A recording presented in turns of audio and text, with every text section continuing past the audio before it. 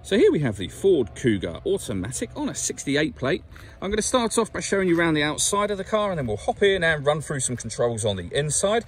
But from the outside, you can see it's a 5-door car with alloy wheels and tinted windows. Let's start off inside the boot and then work our way around the rest of the car from there. So the tailgate on this car will open electronically. You can do that from the key or from the tailgate itself. As we approach the back of the car, you'll see we have reversing sensors. Plenty of boot space as well, along with that 60/40 split folding rear seat, should you wish to increase this space even further. And then underneath this tray section, a space saver spare wheel.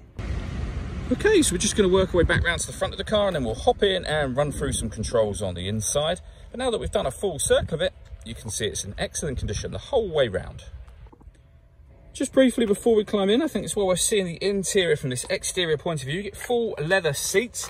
There's plenty to run through on the dashboard, so let's hop in and we'll do that right now. Okay, now that we're inside the car, we're going to start with the dials. On the left-hand side, we have the rev counter, and on the right-hand side, the speedometer. In the middle, you can see the total miles of this car, which are 4,401.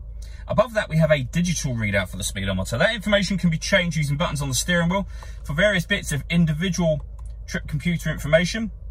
And if you keep going around in a circle, you can have these 4 bits of information, or back round to the speedometer again. Below that, we've got the indicator that shows you what gear this car is currently in. So we're in P for park at the moment. If we back out to the steering wheel, the buttons I was using a moment ago are just here, beneath which we have cruise control and speed limiter. Over on the right hand side, we have stereo and phone controls, including that button in the middle, which is the voice activation for the phone. We then have, just behind the steering wheel, a minus paddle and the plus paddle just here. That is so that you can change gear manually with this automatic gearbox. Working our way over into the centre, we have the touchscreen for the car. So at the top, you can access your music first of all, and you'll see we have AM, FM and DAB radio, as well as a CD player and Bluetooth audio, so you can stream your music wirelessly as well. This car's also got 2 separate USB inputs, so if you plug devices into either of those, you'll have those appear up on here as extra options on top of what you've just seen. We've also got satellite navigation. There's a full video that shows how this works that you can find on our website and also on our YouTube channel. And then if you want to connect to phone, just pair phone. Search for your vehicle on your device and select it once it is found. And then just follow the instructions from there. Working our way down, if I move the gear lever out of the way, we have dual zone climate control. So you can adjust the driver temperature and passenger, so passenger and driver temperature, the fan speed up or down. You can determine what way you'd like the air to be redirected once it enters the vehicle. When you're happy with those settings, air conditioning is turned off or back on again, or hit auto, and the car will maintain these temperatures by taking control of the fan speed and the direction of the air itself. You can hear it doing that now in the background. To override it, just readjust the fans and put it back on your own setting here.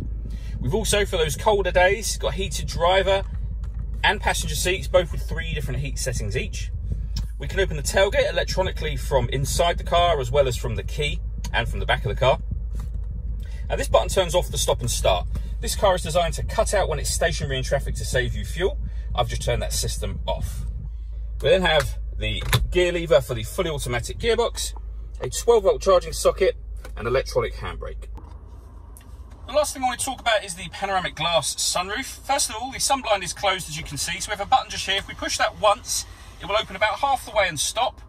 Push it again, it will open all the way to the back of the rear seats, and you can leave it like that. Obviously you can see it lets in a huge amount of extra light, or this front section opens as a sliding sunroof if you wish to open that. All that leaves me to say is thank you for taking the time to watch this video. If you'd like to come and see the car in person and have a test drive, please feel free to call any of our MJA sites. We'd love to hear from you soon.